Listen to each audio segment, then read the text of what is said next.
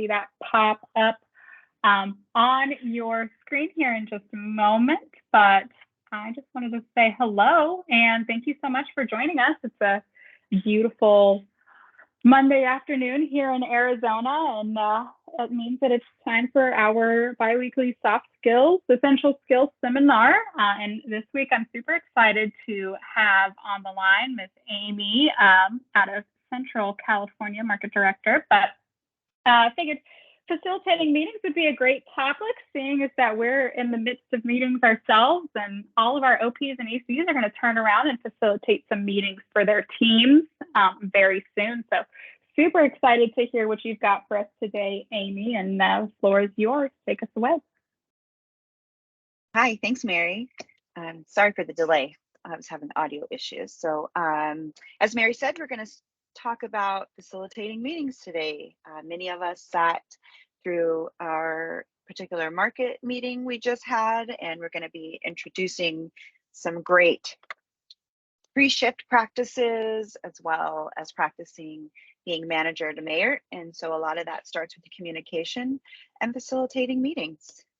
So they're an effective tool for conveying information, generating ideas, solving problems, attaining objectives, and building teams. And again, just really great communication to build within your management team. They aid us in how we make decisions, plan actions, and move forward. While you may not lead a lot of meetings at this time in your career, it's an essential skill to develop as a manager. Not everything we do requires a meeting, but when it does, it's your job to make sure you prepare a well-designed one. Setting a goal, knowing your purpose, planning the agenda, facilitating and the actual discussion, and being diligent through the meeting, they're all crucial parts to the success of the meeting.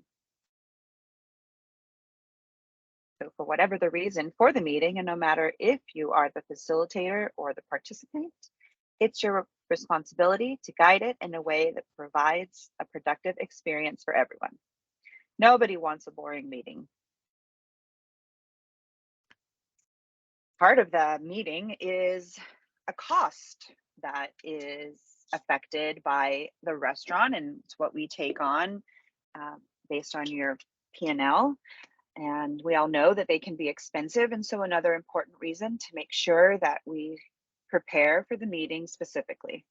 So if we stop for a minute to consider the hourly cost of the people attending your meeting, if you had an all team member meeting, how much would it cost your restaurant for a 2-hour meeting?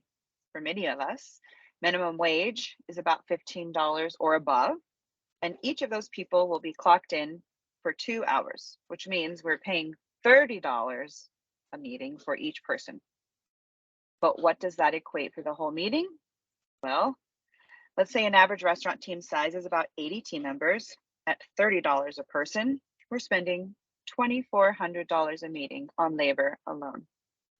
For many of us, that's a nice, busy, an entire hour of profit that we have in the restaurant, you know, with all the guests walking in and all the bits and pieces and how many people it takes to execute that specific hour.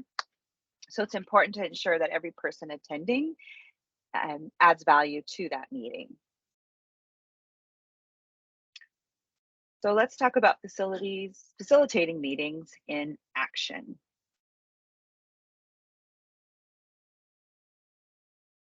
So as a group, I'd like to know what you all think, what makes a good meeting. We've all probably been a part of some type of meeting that wasn't as productive, or maybe the topic just didn't interest. And so we all have our opinions and what drives us to be able to participate and be involved in some of the meetings. So Mary's going to launch a word cloud, and I want everybody to chime in, and I want to know what you think, what makes a good meeting.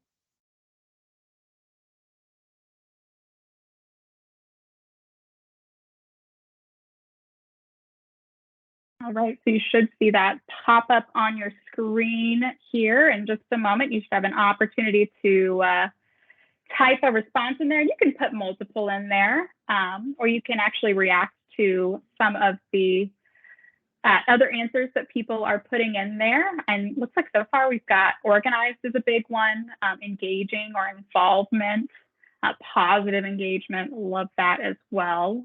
Should be exciting. Ooh, definitely agree there. Let's get the music pumping. I'm surprised no one has put snacks as a response yet. Got to have good snacks, right? Snacks are important. Absolutely. There's an SOP for how many snacks you should have. But it definitely looks like engaging is winning out the word cloud here, Amy.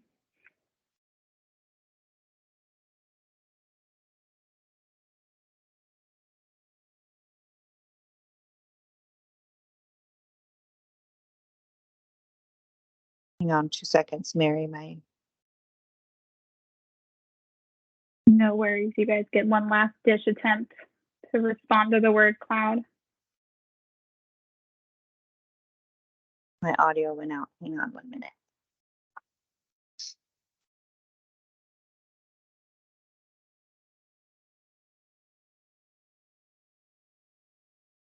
Ooh, thoughtful. I like that. Is it worth having a meeting over?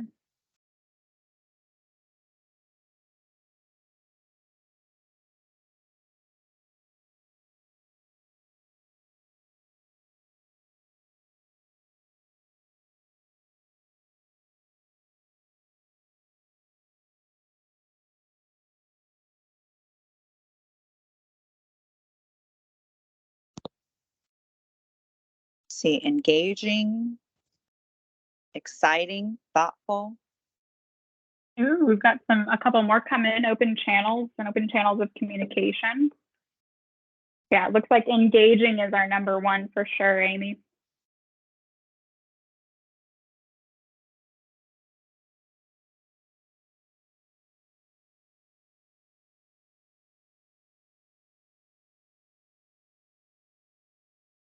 So some common factors in facilitating meetings, mistakes that we can make: running it in a dictatorial style, giving your opinion first,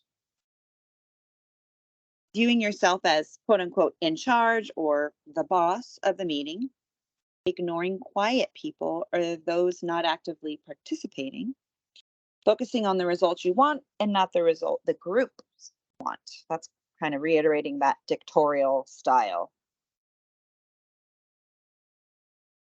Can you hear me okay? Yeah, we can hear you fine. Okay. I had to switch to speaker. My AirPods took a. Okay, and how can you facilitate meetings? So how is that going to play into our day-to-day? Let's start by going through some 101 level meeting facilitation tactics. Start promptly. Few meetings actually start on time, but if you don't want to penalize those who come on time, large group meetings plan to start within 10 to 15 minutes from the official start time. We all know everybody's got to get their coffee, something to drink, those snacks Mary was talking about. You got to get comfortable. The room can't be too hot. Y'all know we got to have our little portable fans. Small meetings, they should probably start on time because it's a small group. You want to be respectful of everyone's time. Be sure to welcome everyone. Make it a point to introduce people. This warms everyone up and can be done in the form of an icebreaker or just having everybody go around and introduce themselves if it's not a group that's familiar with one another. Review the agenda and goals, and this sets the parameters of time and focuses the discussions for the meeting. Encourage participation. Every meeting should involve its participants. Draw out those who seem withdrawn from the discussion. Stick to the agenda. Groups have a tendency to wander. Sometimes you get off subject and you kind of have to ring it in. And when you see that happening, you put the conversation back on track. Document decisions. Maintain a paper trail.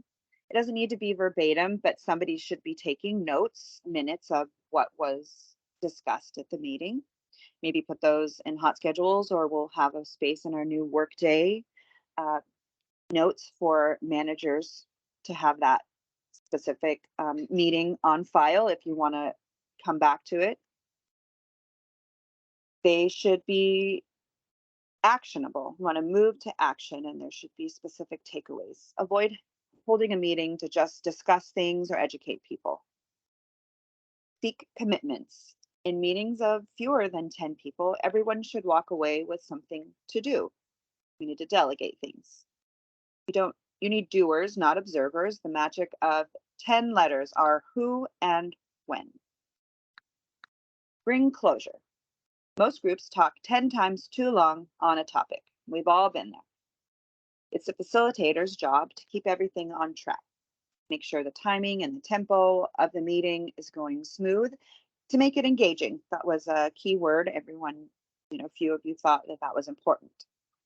Respect everyone's rights. The facilitator is the protector of the meeting. He or she should encourage anyone who's being shy or quiet to speak out and not allow a domineering participant to ridicule anyone's ideas.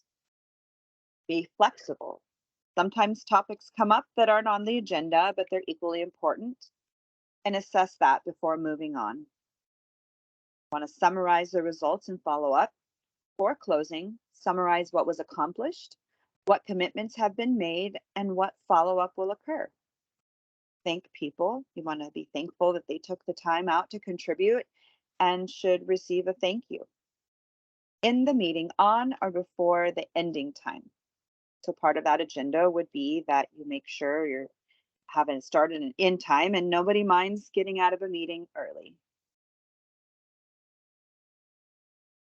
Here's some key behaviors of a great meeting facilitator. First words on any new issue are, what do you think?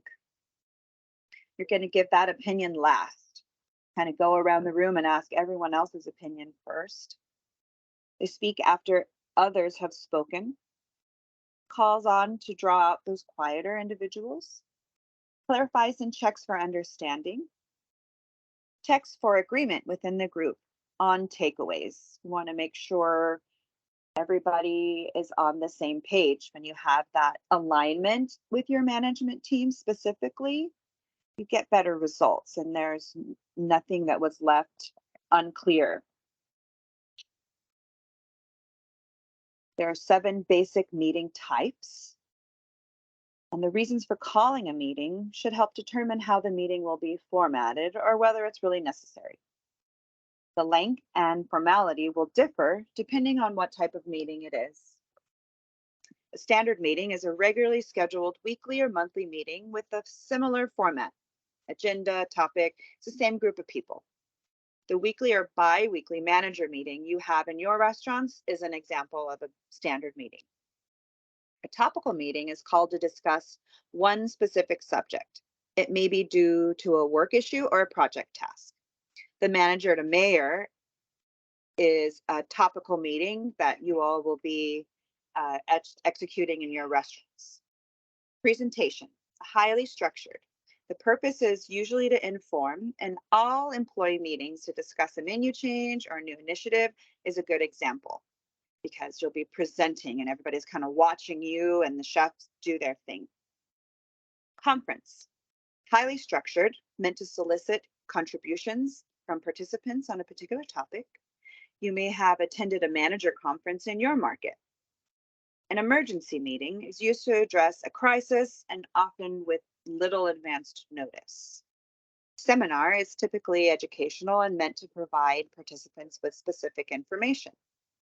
A pre-shift, which is right up our alley, is a quick informal get-together designed to communicate 2 to 3 specific issues, focus points, and a plan of action for the day. Let's look at some positive roles your participants might take on during the meeting. So some positive roles, we have the initiator. They participate with initiative and imagination, creative thinking, their ideas. They're good at getting things started. And you might respond with, they require recognition, so give it to them. Look to them for ideas, but don't pay attention to those details. The reconciler. They're good at diffusing conflict, often more mature uses humor to clarify and avoid confrontation. Involve them when tensions rise. They can help diffuse a situation. The Pathfinder keeps the group focused when the meeting gets off track. We might respond to them, understanding their need to stay on the agenda and squelch spending unnecessary time off topic. They might be the person you put in charge to take notes and keep time. The Supporter tends to have something good to say about every idea or issue and sees the positive side of most things, and they may find tough decisions difficult. Might respond to them, only a useful ally early on when their support trait isn't recognized by others. Now, the opposite of that is some negative roles participants might portray, and you might see that you have an aggressor of the group, and they may be questioning and challenging everything and criticizing everything during the meeting. But you might respond with involving them early so they feel included. You can curtail their naysaying and balance them with a reconciler in the group. Put them with that person who's good at conflict resolution. The hijacker, they're out to further their own agenda regardless of the consequence to the meeting. They're really not paying any attention. They just kind of want their opinion heard. You might deal with them directly and challenge how the direction they want to take it doesn't pertain to the specific meeting and the agenda, but take note of what they have to say, and maybe it's brought up later on a one-on-one type of situation. The interrupter. They constantly interrupt others when they are speaking and stop them pointing out the original speaker isn't finished. It's okay to just call them out in a professional manner. Here's an idea for an icebreaker, the favorite t-shirt. You might ask attendees to bring, not wear, their favorite t-shirt to your next meeting. Once everybody's arrived, you ask each person to show that t-shirt to the group and explain how it best resembles their personality. It's an excellent icebreaker to warm up a group before starting a meeting. I would bring my Journey concert t-shirt, probably. So to recap,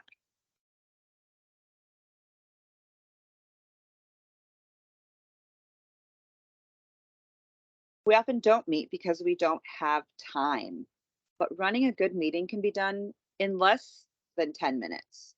The key is organizing your thoughts, taking on one issue at a time, and inviting people who are actively involved in the issue. A quick meeting might look like this. 2 minutes what? Introduce the topic and provide necessary background. 3 minutes so what? Offer your thoughts on why this topic is important. Ask others to do the same. You're asking for that feedback. 5 minutes, now what? Once you have alignment on the issue and its importance, spend the rest of the time generating actions and assigning responsibilities. Running brief but high impact meetings requires some discipline and focus. The payoff is a well-informed staff and well-developed solutions. Plan a meeting with a group of individuals in your restaurant, targeting an initiative you're working on or is relevant to your operations, like a safety meeting, service meeting, food quality, an upcoming feature. You're going to want to prepare an agenda, set goals and objectives, and review it with your managers prior to the meeting. You want to make sure you're reviewing what topic did you cover, how long the meeting will last, was it too long or not long enough, how do you think it went? Rate your ability to lead the meeting on a scale of 1 to 10. 1 being need some serious work, and 10 being I'm a rock star at running meetings. And then you're going to want to do it, if you had to do it over, be objective. Like, what would you change? And there's some quick notes on making sure that everybody has the right tools and some pointers on running an effective, efficient meeting. Awesome. Thank you, Amy. I have a quick question for the group before we let you go. What's something that Amy covered today that you want to put into practice at the next meeting you run? And feel free to drop that in the chat.